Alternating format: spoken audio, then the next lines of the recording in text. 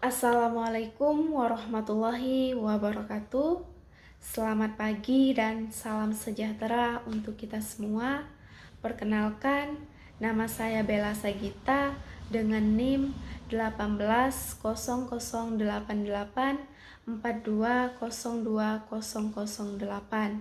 dari Fakultas Keguruan dan Ilmu Pendidikan, Prodi Pendidikan Matematika. Baiklah, di sini saya akan mempresentasikan hasil karya ilmiah saya dengan judul Pembelajaran Matematika pada masa pandemi COVID-19, studi kasus SMK Negeri 1 Kota Jambi. Nah, di sini saya akan membahas 2 poin. Yang pertama, pendahuluan, yang kedua, kajian teori. Mungkin langsung saja kita membahas yang poin pertama, yaitu pendahuluan. Nah, di sini yang pertama itu latar belakang. Nah, jadi di latar belakang saya ini membahas tentang wabah coronavirus. Jadi wabah coronavirus ini berdampak di dunia pendidikan, bukan hanya di dunia pendidikan, tetapi juga di ekonomi atau bidang yang lainnya. Nah, di sini ada namanya masa transisi, di mana pandemi saat ini sudah berkurang, sehingga pembelajaran bisa dilakukan tatap muka, tetapi hanya 50% saja. Itu pun kadang dibagi 2 sesi. Yang pertama sesi pagi dan yang kedua sesi siang. Nah, di sini proses pembelajaran matematikanya ini guru, siswa, dan juga orang tua sepenuhnya belum siap untuk melakukan pembelajaran yang seperti saat ini, karena ada yang di rumah dan juga ada yang di sekolah. Nah, kan pembelajaran matematika ini pembelajaran yang bukan hanya sekedar kata-kata, tetapi dalam bentuk rumus-rumus dan juga penyelesaian soalnya dalam bentuk angka. Kadang pun siswa sudah belajar tatap muka, tetapi dia sulit juga untuk memahami suatu materi ini, apalagi kalau pembelajarannya dilakukan secara daring. Nah, di sini ada kesulitan belajar matematika. Siswa kesulitan dalam menyelesaikan soal yang diberikan oleh guru, sehingga kadang mereka merasa menyerah. Mereka tidak ada inisiatif untuk ingin mengetahui bagaimana sih cara untuk menyelesaikan soal ini. Nah, terus kalau pembelajarannya dilakukan secara tatap muka, mungkin mereka bisa langsung bertanya kepada guru ataupun teman sebayanya. Nah, di sini observasi awal saya, hasil wawancara saya dengan salah satu guru. Nah, bahwasannya beliau mengatakan pembelajaran dilakukan secara tatap muka hanya 50% saja. Nah, karena kondisi pandemi ini, guru kesulitan dalam menerapkan pembelajaran. Terus juga siswa kesulitan dalam memahami materi. Nah, dengan pembelajaran daring ini juga siswa dituntut untuk memahami materi sendiri tanpa bimbingan dari gurunya langsung. Nah, di sini juga orang tua tidak bisa membantu anaknya untuk menyelesaikan soal matematika karena berbagai faktor.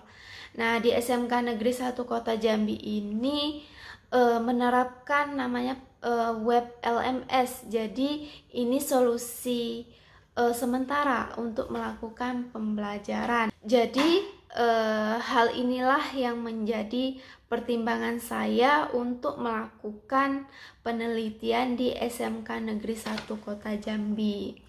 Nah, terus di sini ada rumusan masalah dan tujuan penelitian.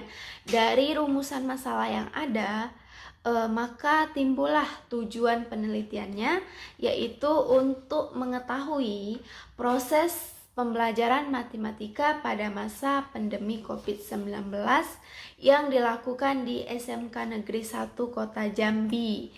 Nah, terus selanjutnya kita masuk ke poin nomor 2, yaitu kerangka teori. Nah, di sini ada teori pembelajaran secara umum, yakni suatu proses yang kompleks yang terjadi pada semua orang dan berlangsung seumur hidup dari ia bayi hingga ke liang lahat nanti.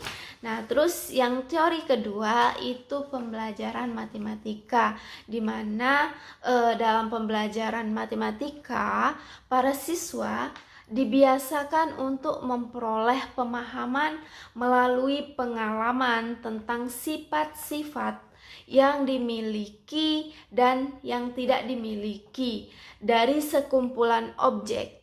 Terus teori tentang pembelajaran jarak jauh. Nah, jadi pembelajaran jarak jauh ini ketika guru dan siswa ini tidak bertemu secara fisik. Nah, pelaksanaannya ini juga dapat sepenuhnya jarak jauh dan juga campuran jarak jauh dan tatap muka. Nah, terus di sini ada dampak masa pandemi. Jadi dampak masa pandemi ini ada 2. Yang pertama itu dampak jangka pendek dan yang kedua dampak jangka panjang. Terus selanjutnya strategi pembelajaran. Jadi strategi pembelajaran itu adalah pendekatan umum serta rangkaian tindakan yang akan diambil dan digunakan guru untuk memilih beberapa metode pembelajaran yang sesuai dalam pembelajaran. Nah, terus selanjutnya kompetensi guru. Kompetensi guru ada 4. Yang pertama, kemampuan profesional, di mana itu penguasaan materi pembelajaran.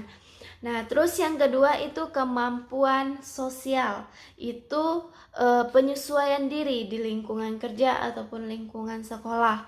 Nah, terus yang ketiga itu kemampuan personal, ini sikap positifnya seorang guru. Terus yang keempat itu ada kemampuan pedagogik.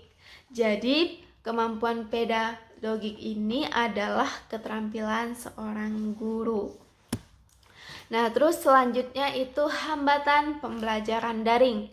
Jadi hambatan pembelajaran daring itu dari yang orang tuanya hanya menggunakan aplikasi WA, kadang pun tidak ada jaringan internet dan juga tidak ada kuota, dan siswa ini kadang tidak mempunyai HP-nya walaupun punya itu punya orang tuanya, itu pun kadang di bawah orang tuanya bekerja.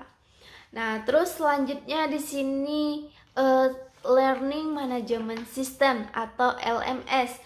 Jadi LMS ini adalah sistem berbasis web yang digunakan oleh guru untuk memberikan materi, dan siswa juga dapat menyerahkan tugasnya di aplikasi ini. Nah, dan ini juga salah satu untuk berkomunikasi secara online. Nah, terus di sini tugas guru ada 3. Yang pertama merencanakan pembelajaran, yang kedua melaksanakan pembelajaran, yang ketiga mengevaluasi pembelajaran. Nah, terus kerangka berpikirnya di sini ada guru dan siswa. Jadi guru dan siswa ini melakukan proses pembelajaran matematika.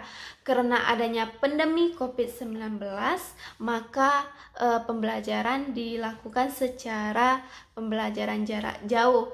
Jadi dari pembelajaran jarak jauh ini tentunya ada hambatan yang terjadi. Dari hambatan ini makanya kita ingin mengetahui strategi pembelajarannya bagaimana. Terus yang terakhir penelitian relevan. Nah, penelitian relevan ini penelitian yang terkait dengan penelitian yang saya ambil.